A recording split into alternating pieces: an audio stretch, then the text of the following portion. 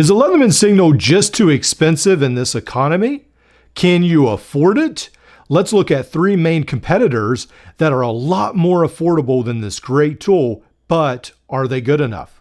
So before we look at the other multi-tools, we need to look at the original. This is the Leatherman signal. It's got a great plier head, hard and soft wire cutters. It's got a crimper there at the bottom. Then as we move back here, we notice we have a ferro rod. We've got a whistle that sort of fits into the handle. We'll talk more about that in a little bit later. We've got the clip. 1/4 inch bit can fit in here as well. Then we've got this great clip. On this side, we do have the bit driver. We've got the awl. We've got the wire stripper here at the bottom, can opener. I believe they do classify this as a bottle cap lifter sometimes. Then we do have the saw. We have the combo blade. This is very sharp. Just cut myself with it. Be very careful with that. We do have the sharpener, which this one does not need on this side right here. The Leatherman signal actually has a really great hammerhead for outdoor work as well. Now, the first and very obvious contender against the Leatherman signal is the DK Shadow. This I just reviewed. This is $20, 230 grams or 8.1 ounces. It's a very competitive tool. Now, this one right here has a lot of features, again, very similar to the Leatherman signal. I really like this plier head. We've got the crimper. We've got the replaceable wire cutters. When we close this up, we've got the pocket clip on this side. On this side, we have the saw. We have the full length regular knife. There's no serrated knife. Some people will really appreciate that. We've got the nice clip. Then we do have almost like a 5mm, 4mm bit driver right here. Then there is a 5mm bit driver on the bottom. You do get these bits as well. That is obviously a weak point in the system, but there are a lot of tools coming out with 5mm bits. I think I'll probably cover that in another video, almost like a toolkit for this tool, because I think that's a fair amount of material I want to cover somewhere else. When we open this up, we do have, again, this hammerhead with that driver. Then on this side, what we have is actually, we've got this can opener, wire stripper. We've got the awl. We have this file screwdriver, which I personally don't like, but that's what we have. Then we have the bottle cap lifter and a nice larger screwdriver. On the outside, we do have the ferro rod and the whistle right here. In this video, I had a little friend join me who knew that crickets enjoyed multi-tools. Anyway, like, subscribe, appreciate it. So some people in my last video actually wanted a demonstration of the ferro rod. Now, one of the reasons why I don't usually worry about it is a lot of you have said, hey, this ferro rod I only see as a backup. It's not really serious because it's not that big, so I'm not really worried about it. So I usually don't worry doing a demonstration of the ferro rod, but I figured, why not? Hopefully that's enjoyable to someone.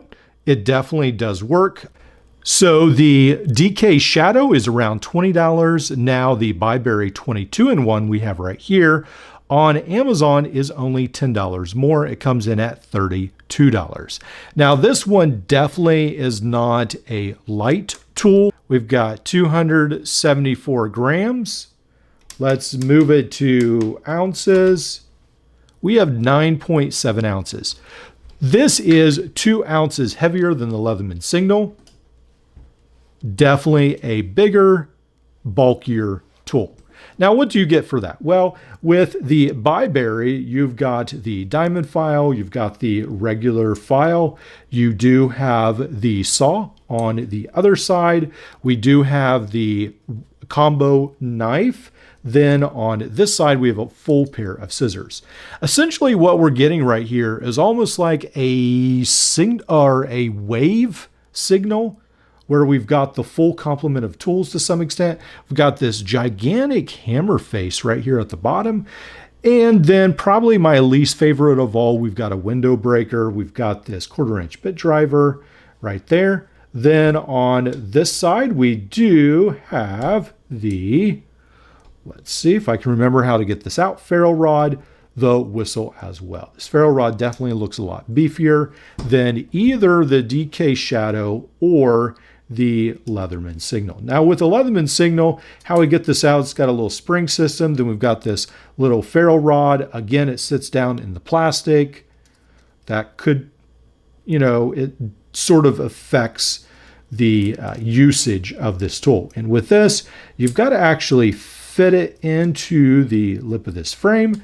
Then it snaps right there. We've got almost like an original, maybe Leatherman Wave, or I guess it's more like the Wave Plus plier head right here. Notice it is a little different from the DK Shadow.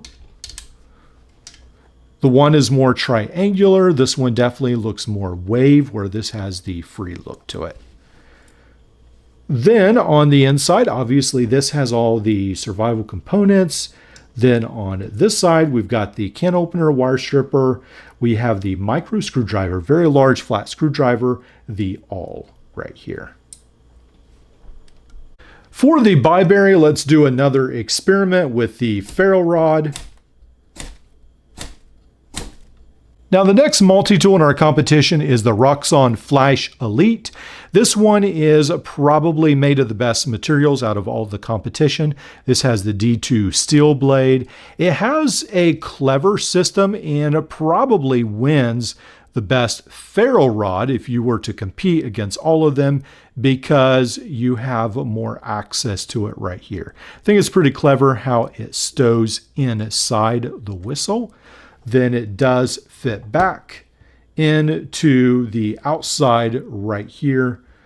Pretty cool. All right, on this side we have the saw. These are locking like so. We already talked about the knife. Then on this side we have some extra, not extra, but outside tools. We've got the bottle cap lifter, we've got the can opener, we've got the awl. We do have this screwdriver with the wire strippers. We have the file and a Phillips screwdriver. Not a huge fan of that, but that's what we have. Again, a great pocket clip. We do have the ruler markings. Also one of the most comfortable multi-tools. When we talk about weight, the Flash comes in about right in between these two. It's a little bit heavier than the DK Shadow, but it definitely is not as heavier as the Byberry at 8.4 or 238 grams. Also in price, this one is actually at the top other than the Leatherman Signal. This is $43 as opposed to $20 or $32. Also get spring-loaded pliers, replaceable wire cutters. Pretty cool little tool set. So I'm sure you're all excited to see how the Roxon's Ferro Rod does. It actually does really good as well. Makes lots of sparks. Now, I was fairly certain that someone would say, well, you didn't test the Leatherman Signal. So guess what? I am. Works pretty good. All right, so the time has come to wrap things up. When it comes to Leatherman Signal, this now comes around $140, I believe it is. This is by far the most expensive multi-tool, but it definitely has some advantages. Again, this is made in the United States. It does, when you hold it, you can tell that it's made the best out of all of them. It just feels better in the hand. The tools feel more reliable. It's just the best there is in its weight class. Has really cool things like this diamond sharpener on the side. It's a really nice tool. I think these are the two best when it comes to bit drivers. That's my personal opinion. I know many people would not agree with that. Now, when we talk about the Leatherman Signal, what's the second best? I really like the DK Shadow. To me, it feels like the closest competitor. It doesn't have the best quality materials, but I do feel like it captures the essence. It's the closest to the Leatherman Signal. Doesn't mean it's necessarily the best, but it is the closest. It is the lightest, which I really like. Those things, I think, I really like that. So those are very important. Now, when we talk about the best quality material closest to the Leatherman Signal, if you really want to look at quality, I believe the Roxon offers the best alternative to the Leatherman Signal with its D2 knife blade. If you're really serious, it has the nice Ferro Rod. I believe you can buy replacements for these, perhaps off of Roxon's website. I believe that is a very cool system for those that are interested in the Flash Elite. Again, for $43, it's still a major bargain compared to the Leatherman Signal's $140. That leaves the Byberry. What is the Byberry? Well, I'm not really sure because I feel like both these models have sort of left the Byberry in the dust, to be honest. I feel like it's sort of like it's like the kid in the middle that feels left out, to be honest. Does it have some pros? Yeah, it does. It's got 4 outside tools, which almost, you get some extra usage. You've got this giant pair of scissors, got an extra knife blade. So it's definitely got some cool things. It does have it's probably got the thickest ferro rod system here, the widest right here. So I think that is valuable for different people. And it does have a glass breaker if you're really into that, but I'm not. When it all comes down to it, obviously the choice is yours. I'd be interested to let me know which one is your best alternative to the Leatherman Signal. Is the Leatherman Signal under siege? Is it really dangerous or not?